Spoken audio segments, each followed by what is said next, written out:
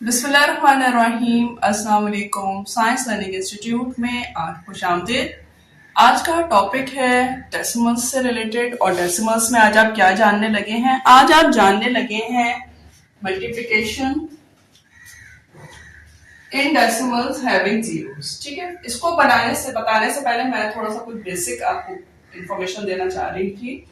वो ये है कि मल्टीप्लिकेशन लिखा हुआ आए या मल्टीप्लाई लिखा हुआ आए या प्रोडक्ट या ऑफ, जहां भी ये अल्फाज लिखे हुए आए ये चार, इसका मतलब ये है कि है ये मल्टीप्लिकेशन। ठीक है, मल्टीप्लिकेशन यानी कि है ये ज़रब। और हम मल्टीप्लिकेशन जो है वो यहाँ पर जानेंगे क्विक मेथड के जरिए। क्विक मेथड जो है वो जो कि हम नॉर्मली मैथ करते हैं। एक बात और बता दूं आपको कि जो मल्टीप्लिकेशन जब भी हम करें, प्रोडक्ट करें, मल्टीप्लाई करें, ये एक ही चीज के अल्फाज हैं, तो आपका आंसर आएगा बड़ा।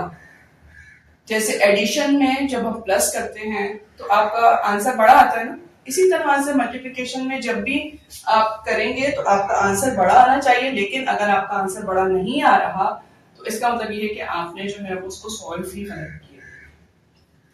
आज हम क्विक मेथड के जरिए से जानेंगे डेसिमल्स में मल्टीप्लिकेशन, और वो डेसिमल्स जिसमें आते हैं जीरोस, मतलब मल्टीप्लिकेशन बाय जीरोस का मतलब ये है कि 10, 100, 1000 और सो ऑन। ठीक है, तो हम जानते हैं सबसे पहले इसका rule.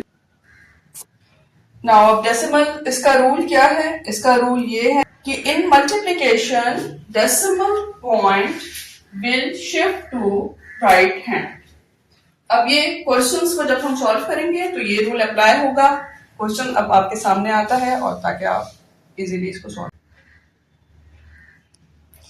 Question is 8.15 multiply 10, 8.15 multiply 100, 8.15 multiply by 1000। Simply सबसे पहले आप क्विक मेथड के जरिए आंसर फाइंड करेंगे। 815 को जब 10 से मल्टीप्लाई करेंगे तो 815 का एक जीरो आ जाएगा, 10 से मल्टीप्लाई करने से एक जीरो आ जाएगा।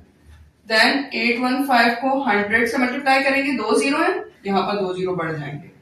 8.15 को 1000 से मल्टीप्लाई करेंगे तो आपके तीन जीरो बढ़ जाएंगे। ठीक है, सबसे पहले बेसिक आपने ये सॉल्व कर लिया। फिर अब रूल क्या है, रूल को जहन में रखें। राइट हैंड की तरफ जो है वो डेसिमल पॉइंट बढ़ेगा। अब यहाँ पे मैं हूं, यहाँ पे राइट हैंड जो है वो इधर है।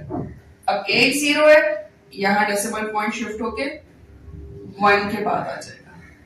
यहाँ पर दो जीरो है, डेसिमल पॉइंट शिफ्ट होकर दो नंबर्स के बाद यहाँ पर आ गया 5 के बाद। तीन जीरो है तो डेसिमल पॉइंट शिफ्ट होकर यहाँ पर 1, 5 और एक जीरो के बाद 1, 5 और एक जीरो के बाद यहाँ पर शिफ्ट हो गया। ये आपका जो है वो आंसर होगा। इस तरीके से कोई भी डेसिमल के क्वेश्चंस आपके सामने आए उसमें जीरोस हों तो आप क्विक मेथड के जरिए सॉल्व कर सकते हैं।